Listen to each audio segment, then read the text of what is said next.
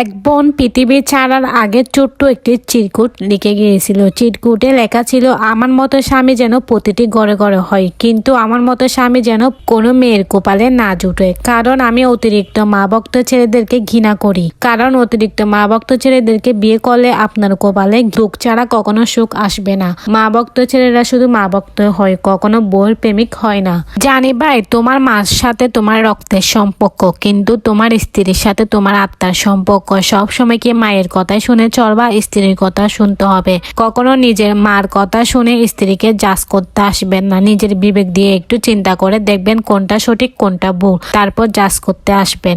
এক আপু বিয়ে হয়ে যাওয়ার পর সংসারে কোনো সুখ পায় নাই। সব সময় শুধু সে অশান্তি পাইছে। সে দিন রাত সবকিছু কাজ করে তার সংসারের মানুষগুলাকে ভালো রাখার চেষ্টা করত, কিন্তু সে কখনো ভালো থাকে নাই। তার স্বামীকে সবসময় খুশি রাখার চেষ্টা করত, তার শ্বশুর শাশুড়িকে সবসময় খুশি করার চেষ্টা করত, কিন্তু সে কখনো নিজের সুখ পায় নাই। কখনো কি জেনে দেখেছেন আপনার স্ত্রী কোনটাতে খুশি হবে, কোনটা খেলে তার ভালো লাগবে, কোনটা খেলে ভালো লাগবে না? কখনো জিজ্ঞেস করে নাই। কারণ ভাই, আপনারা তো জিজ্ঞেস করবেন শুধু আপনার মায়ের কথা। আপনার মা কোনটাতে খুশি থাকবে, কোনটাতে ভালো থাকবে, এটা জিজ্ঞেস করবেন, এটা চিন্তা করবেন, কিন্তু নিজের স্ত্রীর বেলায় কখনো এসব করবেন না।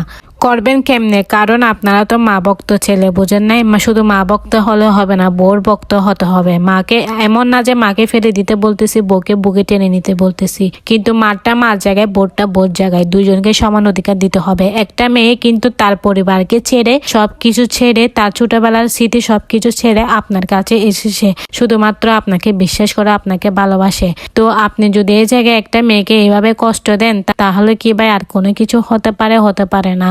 মা ভক্ত ছেলেরা শুধু মাকে গিফট করতে পারে। কখনো কি চিন্তা করে দেখেছেন, আজকে আমার স্ত্রীকে আমি এই গিফটটা করব, তাতে সে অনেক বেশি খুশি হবে? না, কখনোই করেন নাই।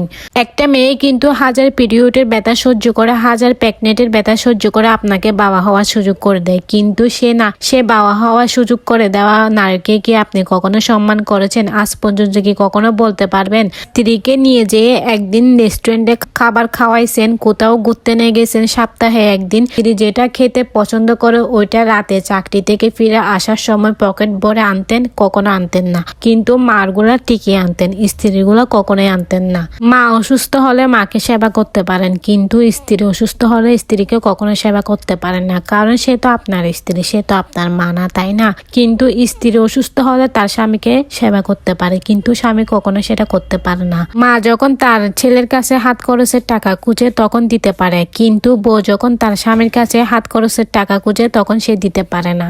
মায়ের বেলা সবকিছু থাকে, কিন্তু স্ত্রীর বেলায় আপনার পকেট শূন্য থাকে। একটা কথা চিন্তা করবেন, আপনি যেমন আপনার মার ছেলে, কিন্তু আপনি কারো স্বামী, কারো বাবা। পুরুষ তো সে যে সবার দায়িত্ব নিতে পারে, কিন্তু অধিকাংশ পুরুষ সেটা কখনো মনে করে না। স্ত্রীকে স্ত্রীর দাম দেয় না। স্ত্রীর যে একটা চাওয়া পাওয়া আছে ওইটা নিয়ে কখনো ভাবে না। সব সময় খালি মারটা, মাকে মারগুলা দিবেন, স্ত্রীকে স্ত্রীগুলা দিবেন। স্বামীকে লিখে এক অভাগী আপুর শেষ চিঠি ছিল এইটা। তার স্ত্রী, সে 10 বছর সংসার করে এই জীবনে সে কিছু পায় না। তার ইচ্ছার মধ্যে সে কখনো কিছু খাইতে পারে নাই, কখনো কিছু পড়তে পারে নাই।